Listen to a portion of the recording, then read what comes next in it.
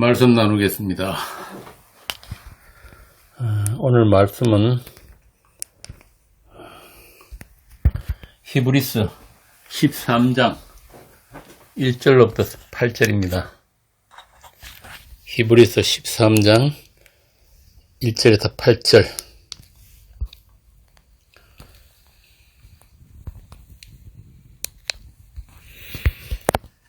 제가 읽겠습니다. 형제 사랑하기를 계속하고 손님 대접하기를 잊지 말라. 이로써 부지 중에 천사들을 대접한 이들이 있었느니라. 너희도 함께 갇힌 것 같이 갇힌 자를 생각하고 너희 몸을 가졌은즉 학대받는 자를 생각하라. 모든 사람은 결혼을 귀히 여기고 침소를 더럽히지 않게 하라. 음행하는 자들과 간음하는 자들을 하나님이 심판하시리라. 돈을 사랑하지 말고 있는 바를 족한 줄로 알아. 그가 친히 말씀하시기를 내가 결코 너희를 버리지 아니하고 너희를 떠나지 아니하리라 하셨느니라. 그러므로 우리가 담대히 말하되 주는 나를 돕는 자이시니 내가 무서워하지 아니하겠노라. 사람이 내게 어찌하리요 하노라. 하나님의 말씀을 너희에게 일러주고 너희를 인도하던 자들을 생각하며 그들의 행실의 결말을 주의하여 보고 그들의 믿음을 본받으라. 예수 그리스도는 어제나 오늘이나 영원토록 동일하시니라. 아멘.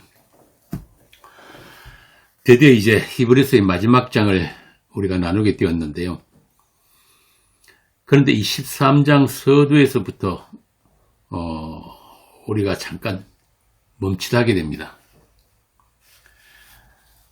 지금까지 대제사장 예수 그리스도와 그의 믿음에 관한 이야기에서 갑자기 사람의 행위를 강조하는 듯한 말씀이 나오거든요. 형제사랑, 또 손님 대접에 관한 것, 갇히고 학대받는 자를 생각하자, 음행하지 말자, 간음하지 말라, 돈을 사랑하지 말라. 이게 다 율법행위고 도덕적 행실이잖아요. 어떤 분은 다른 건 다 하겠는데 돈을 사랑하지 말라는 건 자신 없다는 분도 있어요. 그런데 더 생뚱맞는 거는 그러니까 내가 너희를 결코 버리지 아니하고 너희를 떠나지 아니하리라 하셨느니라. 이게 무슨 말씀일까요? 주님이 우리를 돕는 자시니까 우리가 그렇게 착하게 살도록 도와주시겠다는 것입니까?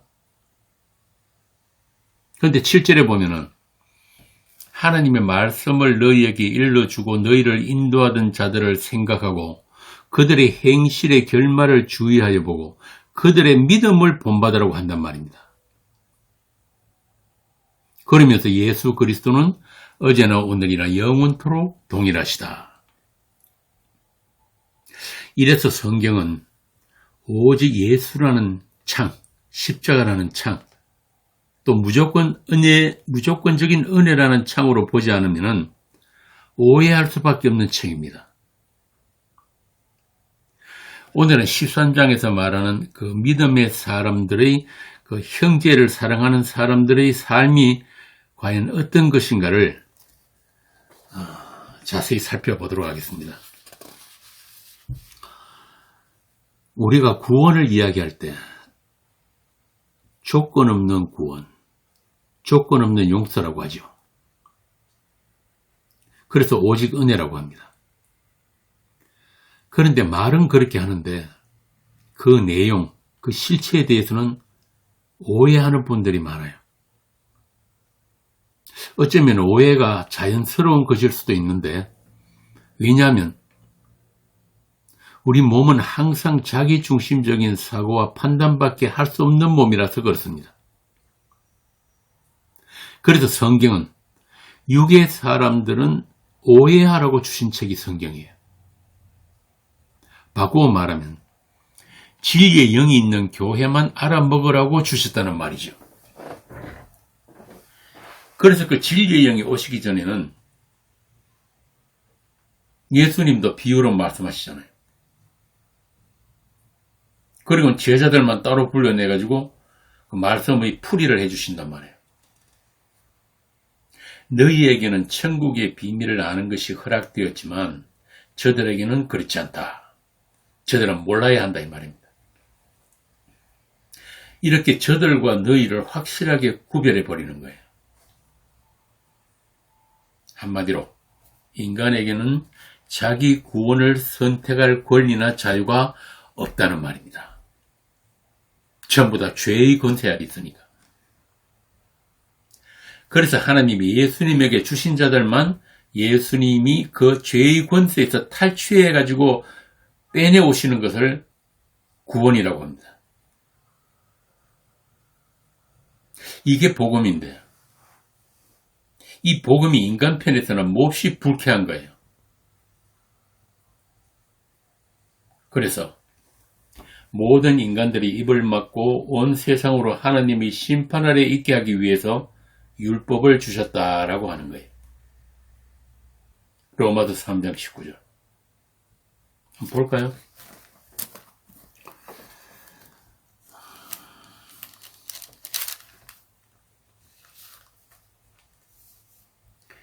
우리가 알거니와 무릇 율법이 말하는 바는 율법 아래에 있는 자들에게 말하는 것이니 이는 모든 입을 막고 온 세상으로 하나님의 심판 아래 있게 하려 함이라. 어떻습니까?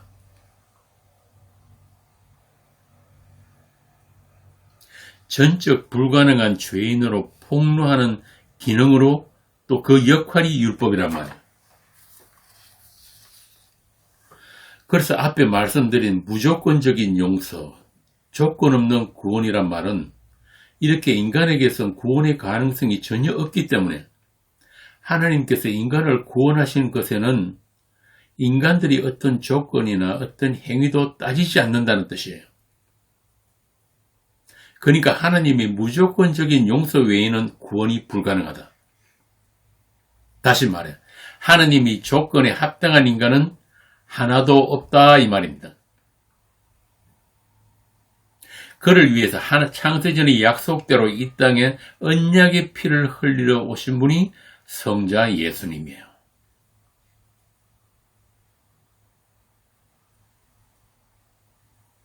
묻지도 따지지도 않는 구원.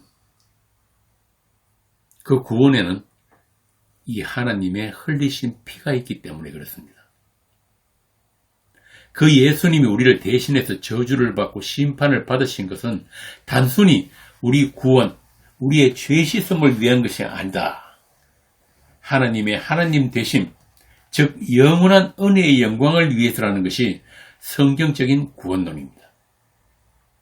우리 구원이 중심이 아니에요.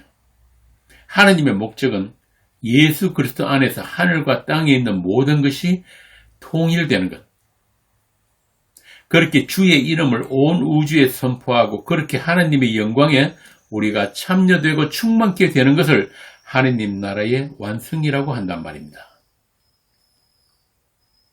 그 하나님을 우리에게 알려주시고 그분과 사귐이 있게 하는 것이 우리 교회에게 넘겨주신 성경인 것입니다.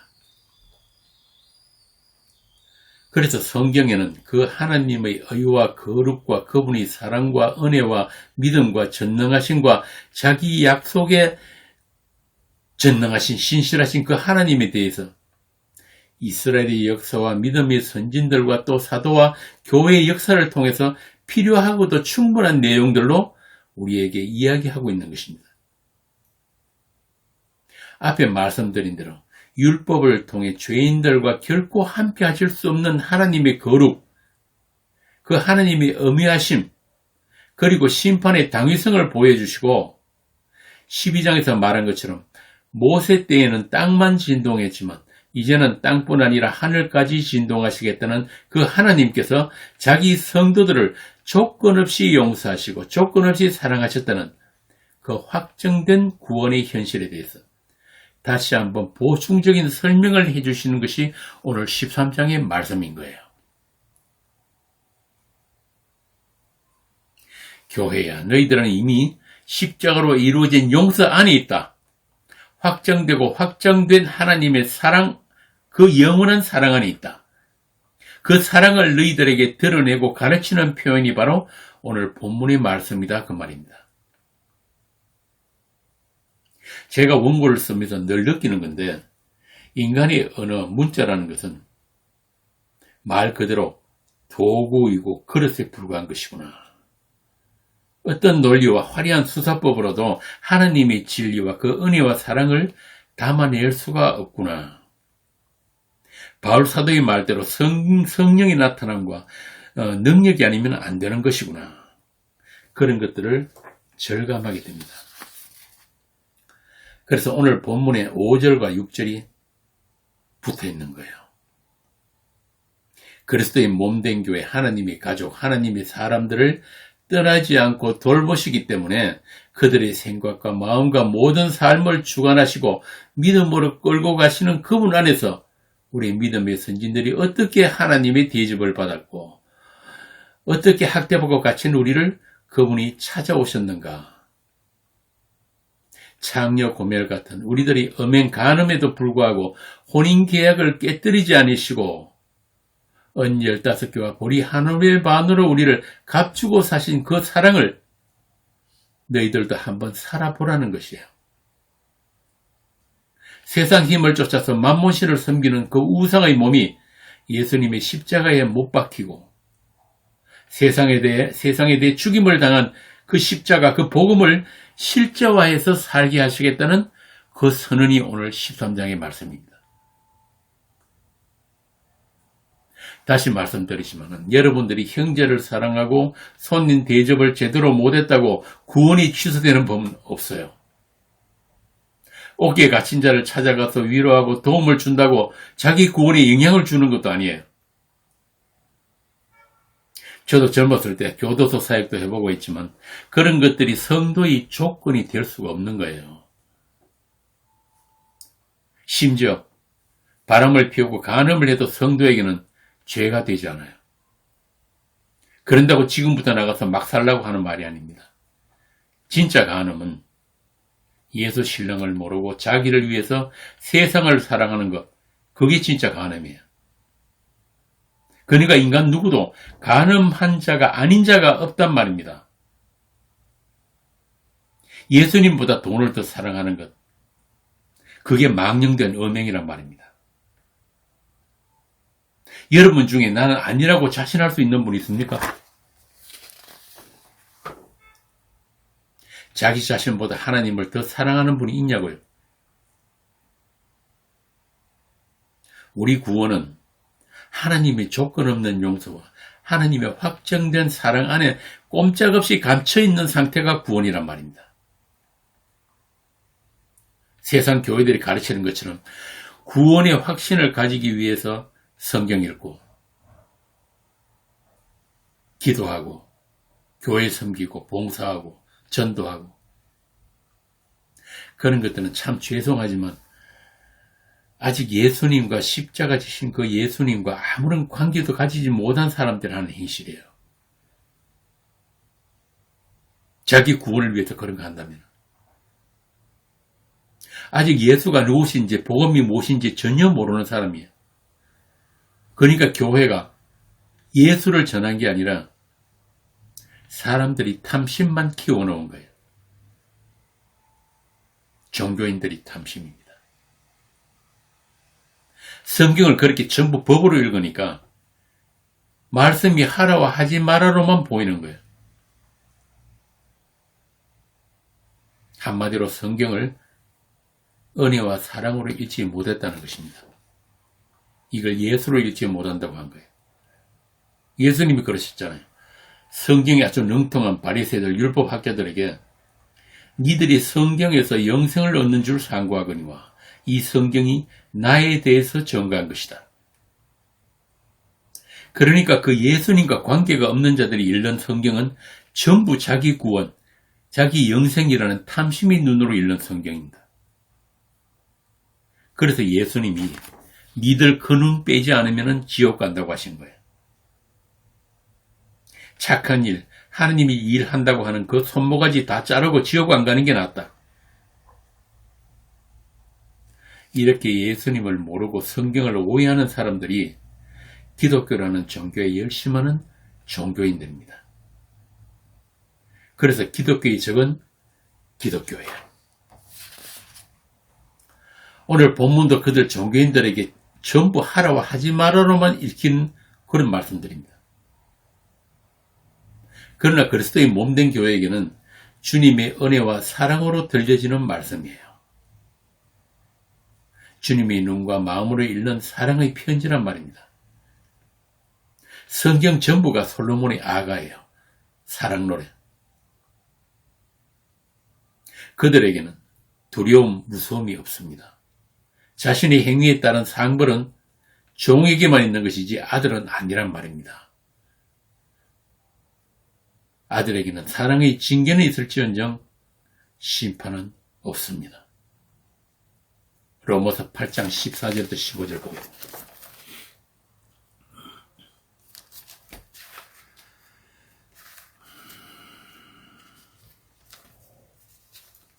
로마서 8장 14절에서 15절입니다.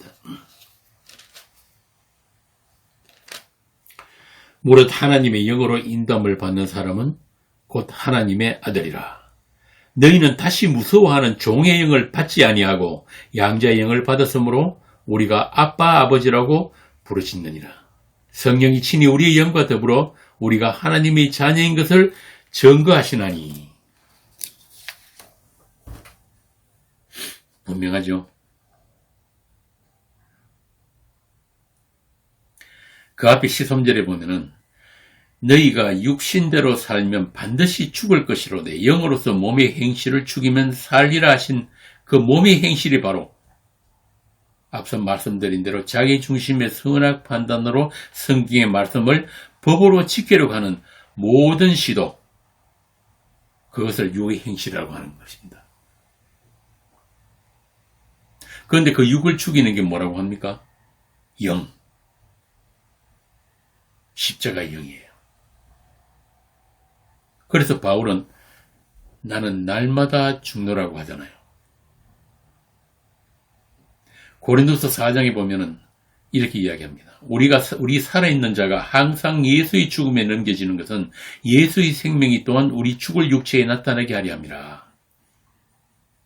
성령이, 십자가의 영이 우리를 십자가라는 그 영적 현실 속으로 끌고 들어가서 그 현실이 우리의 삶에 재현되게 하신다는 그런 이야기예요.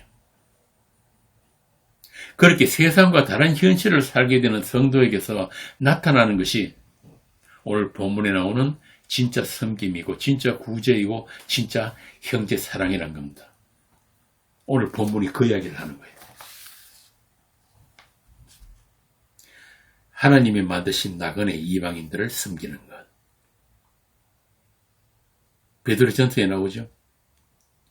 성도를 뭐라고 합니까? 교회를 보고 핏불을 얻은 나그네들, 이방인들. 그리고 오늘 본문에 나오는 그 감옥에 갇힌 자들이 누구입니까? 땅의 감옥, 지옥에 갇힌 자들. 예수님이 그러잖아요. 그 서울에 찾아가셨다고. 학대받는 자. 학대받는 자가 누굽니까? 고린도서에 나오죠. 종교 기술자들에게 뺨을 맞고 잡아먹히는 자들.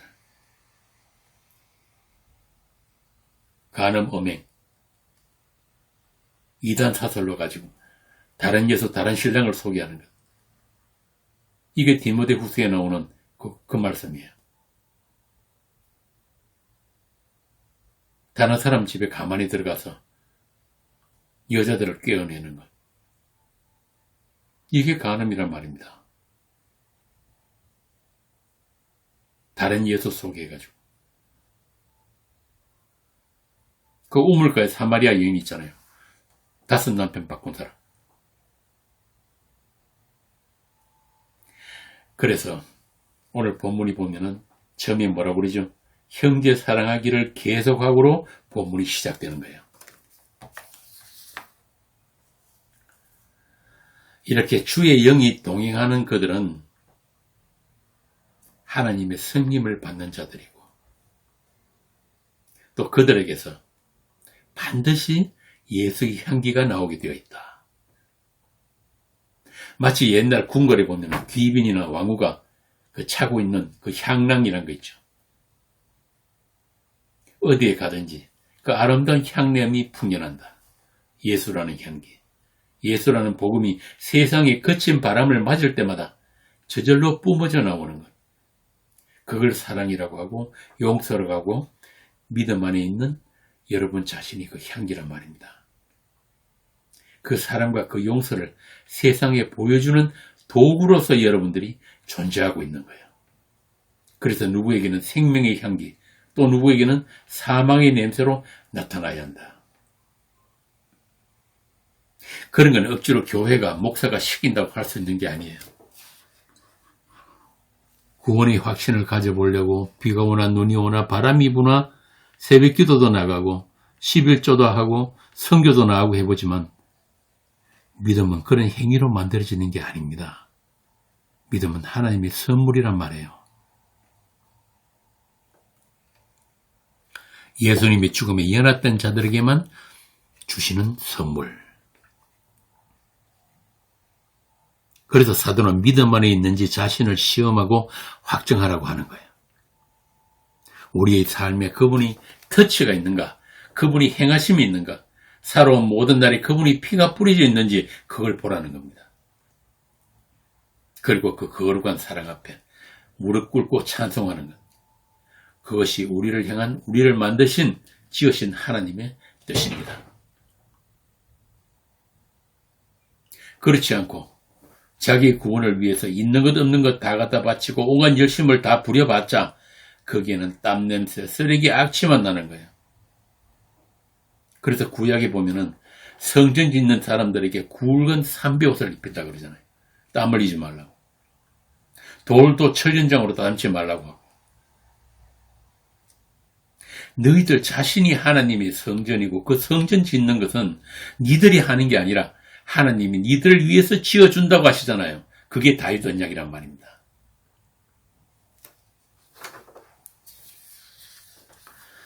여러분은 그리스도 예수 안에서 서로 연결하여 하나님이 집으로 지어져가는 그 교회입니다. 그 하나님이 집으로 완성하는 일은 그분의 일이지 우리의 협조나 우리의 열심이 아닌 거예요. 우리는 우리를 위한 열심밖에 나올 게 없으니까. 하나님이 일에 방해만 되는 거예요. 그래서 하나님이 보내신 자를 믿는 게 우리가 할 하나님의 일이라고 하셨습니다. 그 믿음이 이 땅에 오신 예수님의 행하신 일, 그분이 걸어가셨던 그 길을 답습해서 우리를 끌고 가고 있는 것입니다. 때로는 세상에 혼자 버려진 것처럼 그렇게 힘없이 주저앉기도 하고, 때로는 세상을 사랑해서 세상에 나가 자기를 증명하고 과시하는 삶을 살도록 하나님이 모든 여건을 만들어 주시기도 하시대요. 어떨 때는 내가 가진 것들로 하나님을 섬겨보겠다고 열심을 내기도 합니다. 그러나 그 어떤 자리, 어떤 사건 속에서도 그분은 우리를 절대 떠나지 않으십니다. 우리가 세상에 속하지 않았음을 알게 하시려고 그 세상으로부터 별세하는 사건들이 발생되게 하시는 거예요. 우리가 원치 않았던 의에 줄이고 목마름, 우리가 원치 않았던 의로 인한 핍박, 애통, 가난이 있는 삶으로 우리와 동행하시는 분입니다. 그렇게 차츰 자기 사랑에서, 세상 사랑에서 손을 놓게 되고 내가 주인 되어 살아가는 인생에서 주가 계심을 알아가는 것입니다. 그런 과정 속에 형제 사랑이 나오고 손님 대접이 나오고 또 세상과의 충돌, 균열, 분리가 나타나게 되는 거예요. 그게 거룩입니다. 그게 우리 안에 있는 이미 이루어진 십자가의 용서요, 은혜이며 사랑인 것입니다. 그 은혜와 사랑을 세상에 나누어 줄 수 있는 부유한 사람으로 만들어내시는 것. 우리 선지들처럼 하나님의 최종 목적지에서 이 세상을 바라보고 자기를 바라보고 그러므로 인생을 가볍게 살게 된 우리의 자유 또 찬송인 것입니다. 주님과의 동행은 한 멍에를 맨 그 동행은 그렇게 쉽고 가벼운 거예요. 우리 안에 사시는 분이 그리스도이니까. 그 예수 그리스도는 언제나 오늘이나 어제나 오늘이나 영원토록 동일하시니까. 그분에 의해 나의 힘이 될 것들이 빼앗기고 내가 자랑할 만한 것들이 가려지고 값없이 주어진 조건 없는 그 용서만 크게 보이는 것. 그 십자가 위에는 자랑할 것이 없는 그런 인생으로 만들어내시는 것이 우리에게 약속하신 축복입니다. 그게 복이에요.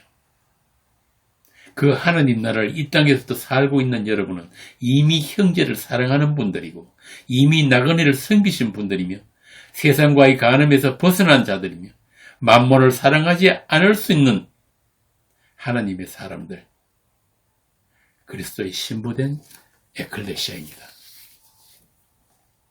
그런 여러분들에게 보낸 편지가 로마서 13장에 나옵니다. 로마서 13장 8절부터 보겠습니다.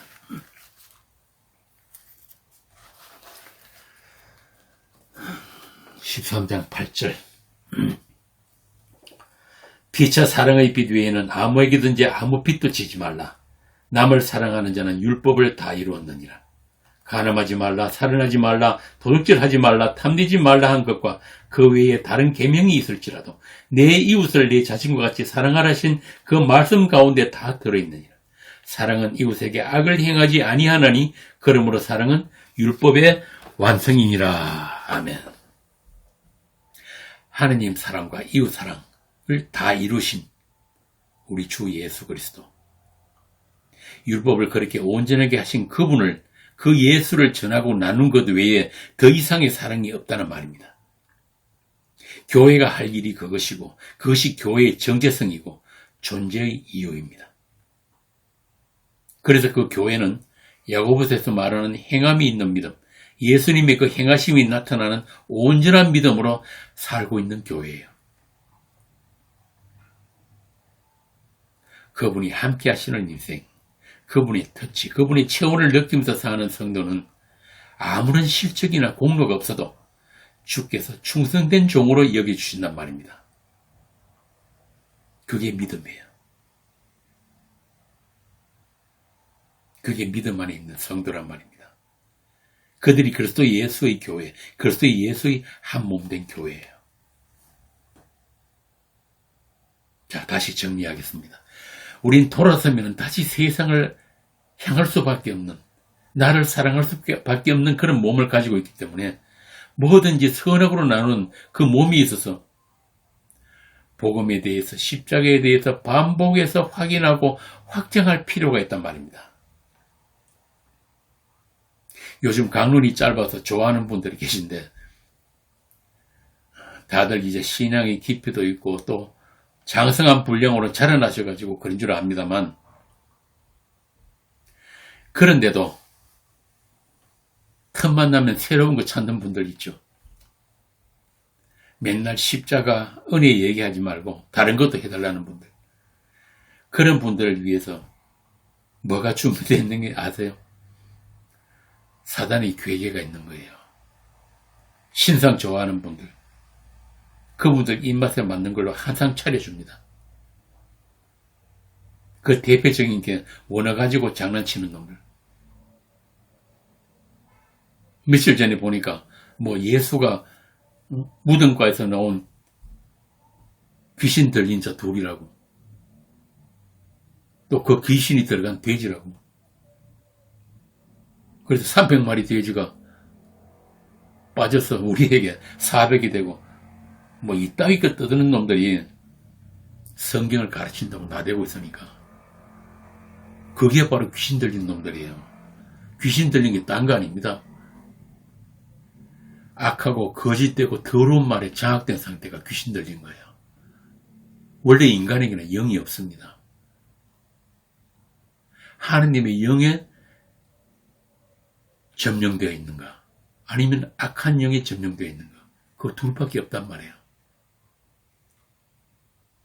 하여튼 이 복음이 전파되는 곳에는 꼭 나타나는 놈들, 그런 악한 영들의 회방이 있어요. 그게 사단의 역할이니까. 그리스도의 영광의 복음이 광채를 가리는 게 그 사단이 존재하는 목적이니까. 요즘 또 웬만한 교회에 보면 다 유행하는 게 있죠. 평신도 신앙이니 뭐니 해가지고 남들과 차별하는 그런 믿음 가져보라고. 뽐뿌질하는 놈들. 요즘 종교시장이 날로 소비자들이 수요가 줄어드니까 공급은 계속 늘어나고.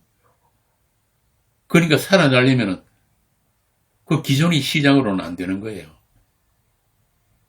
그래서 틈새 시장을 찾는 거지. 그런 걸 통해 가지고 소비자들이 수요를 새롭게 창출해야 되니까 그런 마케팅을 한단 말입니다. 참 안타깝지만 거기에 새로운 소스를 준 게 김성수 목사님의 원어중심 설교예요. 물론 그분은 그들과 방향성 자체가 다르지만 결과적으로 많은 부작용이 있어요. 그러니까 예수님 말씀대로 있는 자는 더 풍성히 받고 없는 자는 있는 것도 빼앗기는 거란 말입니다. 온통 대가리에 쓰레기 지식으로 가득 채워 놓으니까 복음이 들어갈 기회마저 빼앗긴 거예요.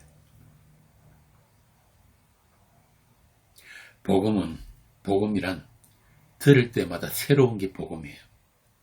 십자가 이야기, 은혜 이야기, 하나님의 의로우신 예수, 맨날 같은 이야기를 해도 들을 때마다 새로운 것은 사람이 말이나 지혜로 전해지는 것이 아니라 성령이 나타남과 능력이기 때문에 그런 거란 말입니다.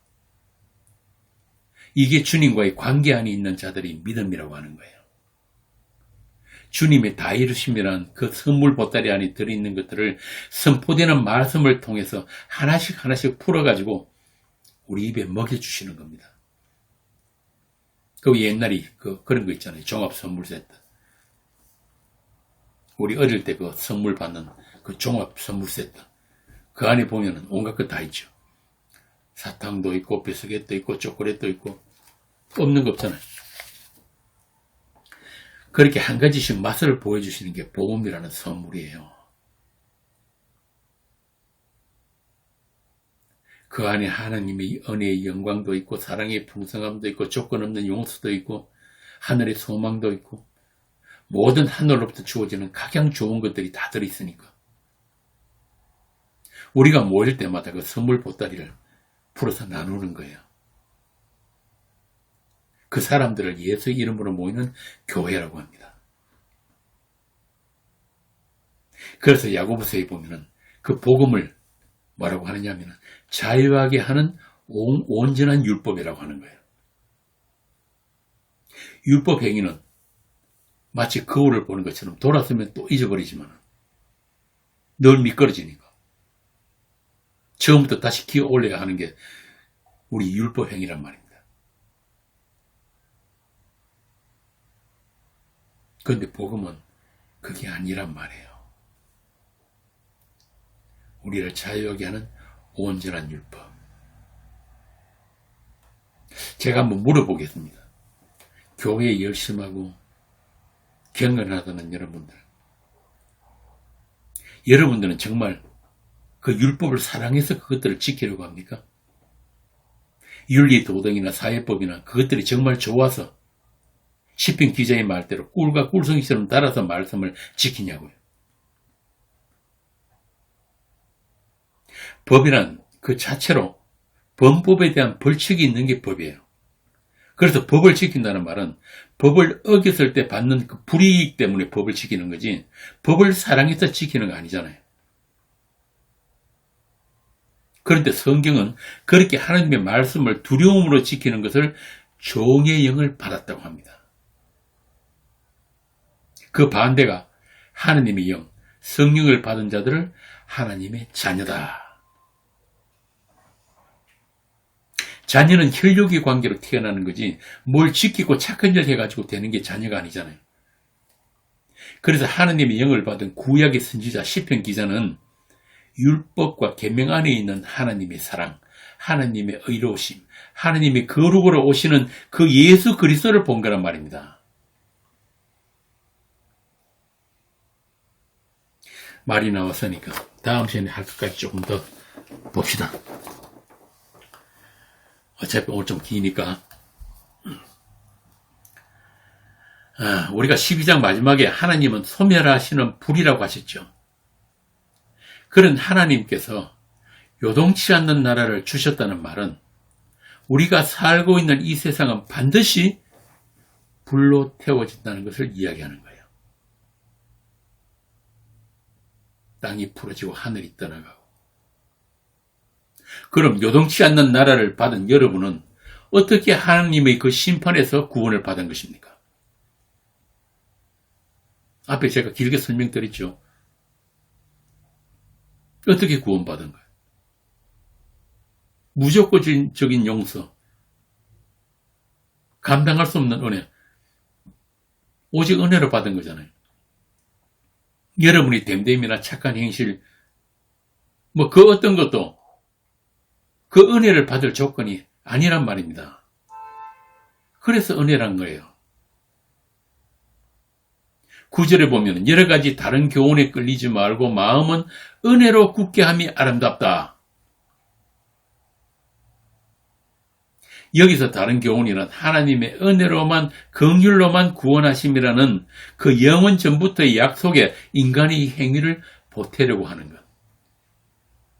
그래서 하나님 앞에 좀 당당해지려고 하는 것. 그 구원을 내 소유로 가지려고 하는 것. 이런 게 다른 교훈이에요. 그래서 다음 구절에 보면은 음식으로 할 것이 아니다라는 말이 붙어 있는 것입니다. 음식이 뭐예요? 율법행위죠.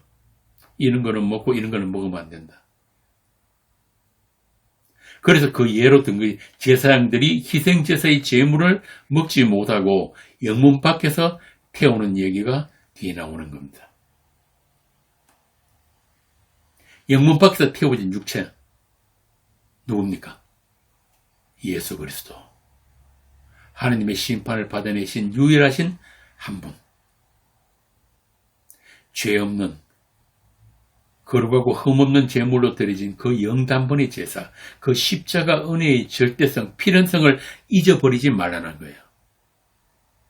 소멸하시는 하나님의 심판에서 구원받은 것이 니들의 율법 실천이나 성화에 있는 것이 아니라 오직 그리스도 예수의 피 흘리심에 있다는 것을, 그것을 마음으로 가지고 그것으로 하나님을 기쁘시게 섬기는 것이 경건과 경외라는 것입니다.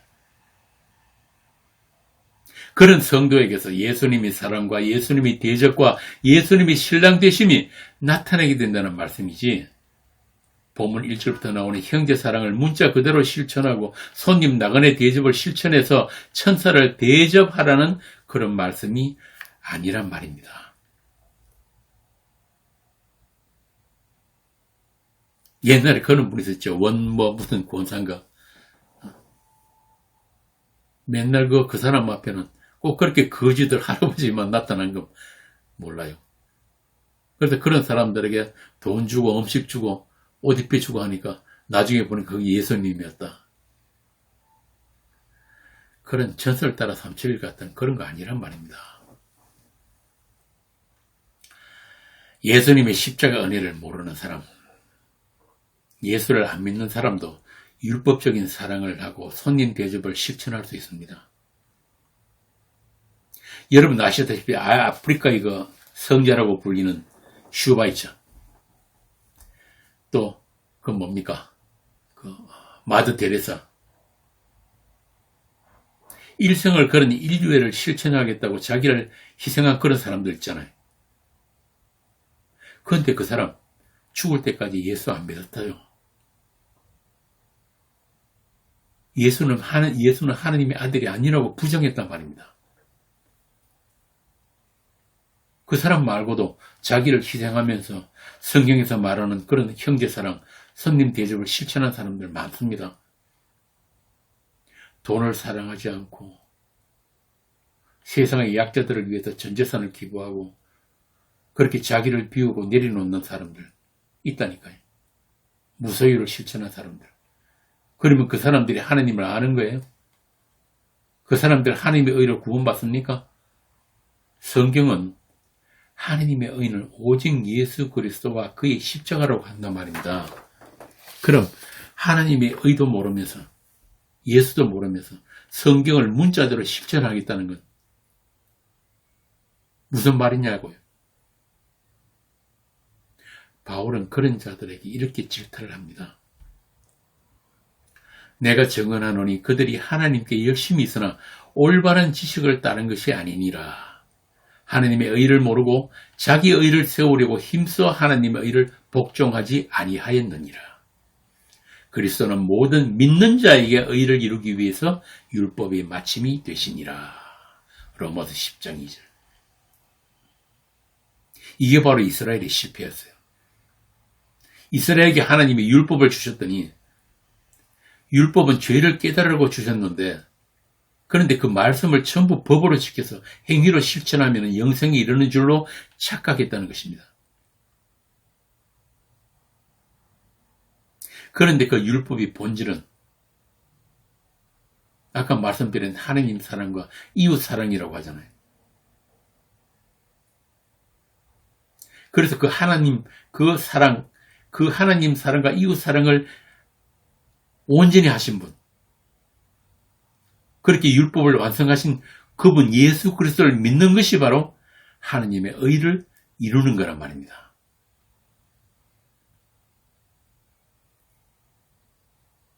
그래서 예수님이 이 땅에 오셔가지고 세례 요한에게 세례를 받는 거예요.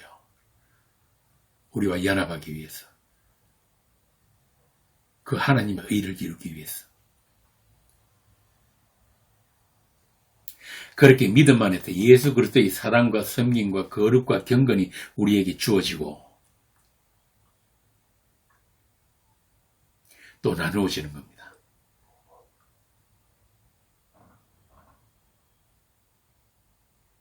그게 그분과 연합이에요.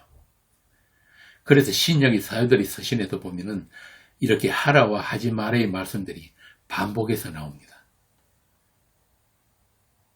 모든 성도들에게는 그리스도가 살고 계시니까 십자가의 그 죽음에 함께 합류된 성도에게는 그들이 따로 챙겨 가질 자기 의나 자기 행위란 게 없다는 이야기예요. 하나님은 그들이 어떤 행위도 점수로 매기고 그런 거 안 하십니다. 그들 안에 있는 아들의 피, 아들의 행하심, 그 다 이루심을 보신단 말이에요. 그래서 그들을 예수 이름으로 구원받은 자들이라고 하는 겁니다. 강구만이가 구원받고 김등수가 구원받고 또 누가 구원받고 그런 구원 없어요. 우리 전부 다 예수 그리스도의 몸으로 구원을 받습니다. 그래서 로마서 8장에 보면은 그리스도 예수 안에는 결코 정죄함이 없다고 하는 거예요. 예수 안, 그리스도 안, 믿음 안, 십자가 안, 성령 안, 참 다 같은 말인 거예요.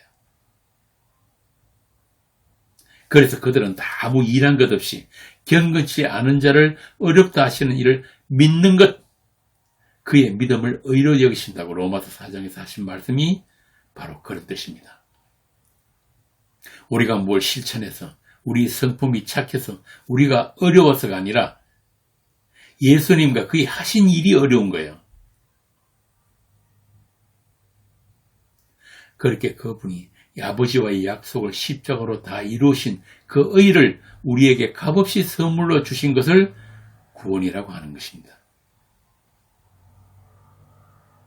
그러니까 성경에서 말하는 구원은 내가 내 죄를 씻음받아서 천국 간다는데 방점이 있는 게 아니라 예수님의 영원전의 언약이 다 이루어짐으로 해서 그분이 만유의 주되심과 그로 인해서 하나님의 영광이 온전히 나타내심이 그 핵심이란 그런 이야기예요.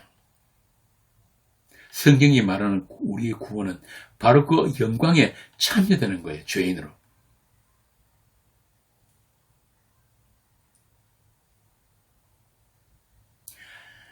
창세기에 나오는 그 하나님의 선, 그 토보의 상태, 그 하나님의 안식에 참여된 것을 은혜의 영광이라고 하고 우리의 복이라고 하는 것입니다. 이걸 사도는 우리가 복음을 위한 일에 참여하고 있고 너희 안에 하나님의 선 착한 일을 시작하신 이가 그리스도 예수의 날까지 이루실 줄을 확신한다고 한 것입니다. 그리스도 예수의 날이 언제예요? 하늘에 있는 것과 땅에 있는 것이 다 그리스도 안에서 다시 통일되는 그날. 이미 그 일이 묵시간에 이루어졌고 이 역사 속에서 이루어져 가고 있고 또 반드시 이루어질 것입니다.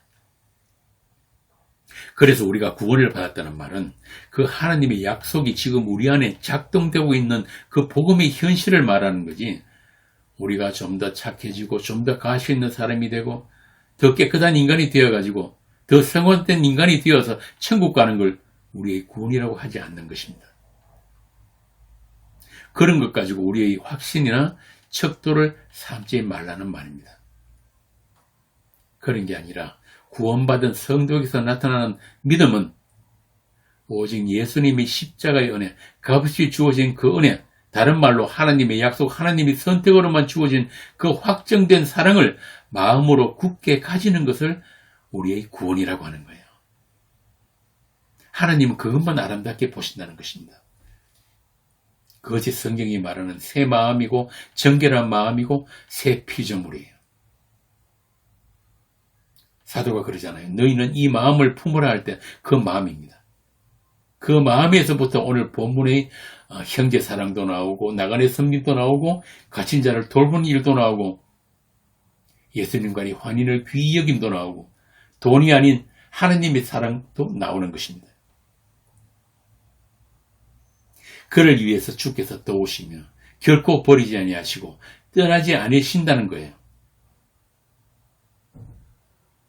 그 믿음을 지키도록.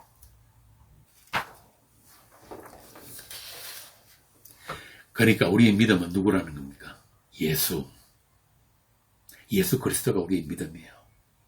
우리의 의도, 거룩도, 구원도 다 예수예요. 그분이 우리의 믿음이 주란 말입니다.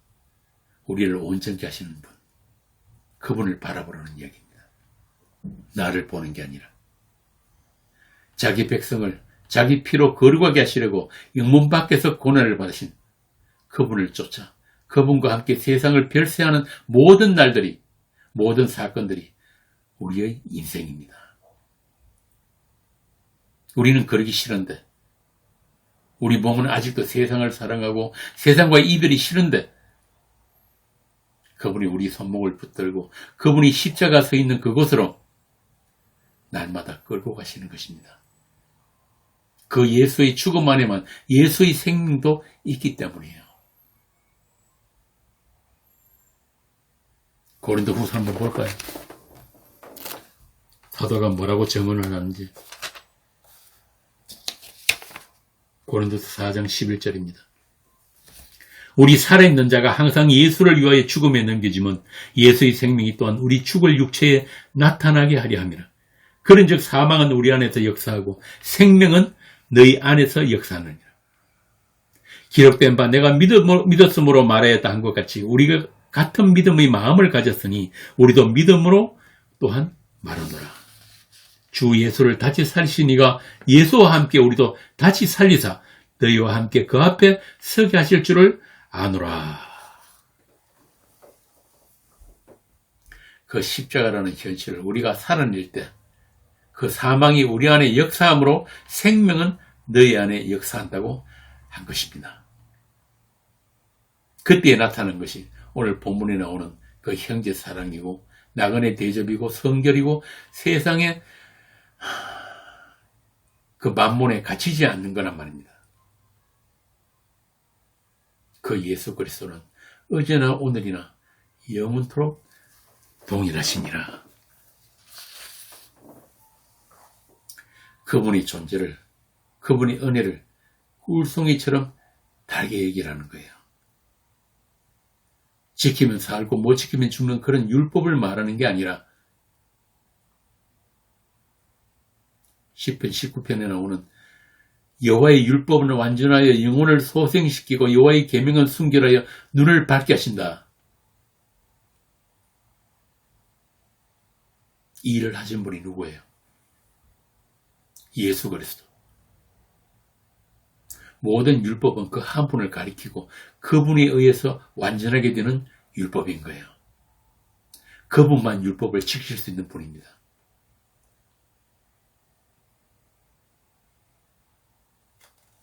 그래서 여러분, 성도의 인생 자체가 소모품입니다. 하나님의 목적대로 사용되어지는 도구란 말입니다. 그걸 감사하게 얘기해야 돼요.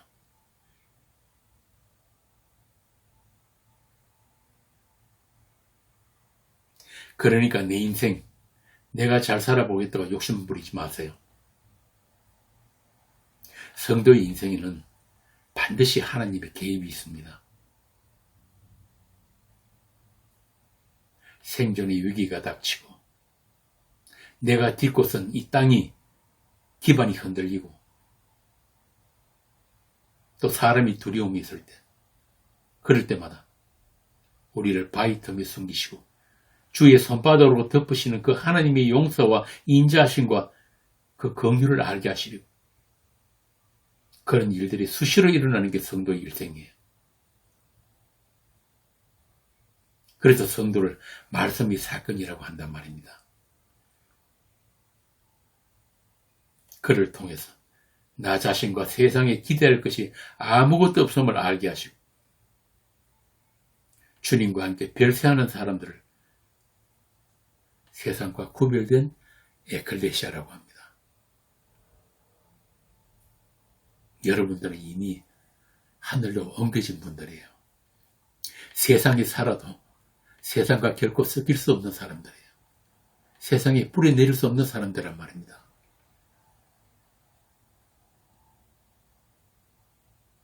그래서 그 십자가 안에서 그 십자가로 인해 세상에 대해 잘 죽으시면 됩니다.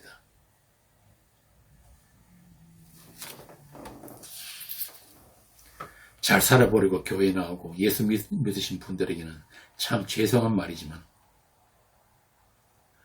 구원은, 영생은 죽어서 사는 거예요. 예수님이 그러셨잖아요. 나를 믿는 자는 죽어서 산다. 그렇게 살아서 나를 믿는 자는 영원히 죽지 아니한다. 그렇게 예수님이 십자가를 통과하지 않는 영생은 없습니다. 부활장이라고 하는 고린도 15장에서 바울이 뭐라고 합니까? 부활이 생명 안에 들어있는 그 바울이 그리스도 주 안에서 가진 바 너희에 대한 나의 자랑을 두고 단언하건대 나는 날마다 죽노라. 그 죽음 안에서, 그 생명 안에서 오늘 본문에 나오는 모든 말씀이 여러분들의 삶에 실행되기를 빕니다. 그 사랑과 그 섬김을 잘 살아내시기를 빕니다. 기도하겠습니다. 하나님 아버지,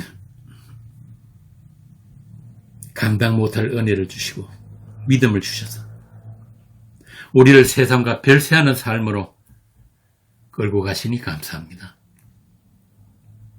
세상에 뿌리내지 못하도록 이방인과 나그네로 만드시는 그 주님과의 동행이 아니면 이 땅에 갇혀서 영원한 지옥을 살아야 하는 그 심판을 보게 하시고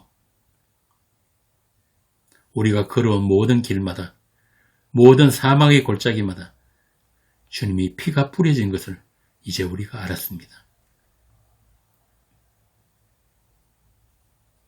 우리에게 남은 광야길, 그 사흘길도 주님의 그 사랑으로 만족하게 하시고 그 소망으로 채워주시고 그 사랑만 자랑하는 그런 찬송이 되게 하여 주옵소서. 우리 주 예수님 이름으로 기도합니다. 강론을 마치겠습니다.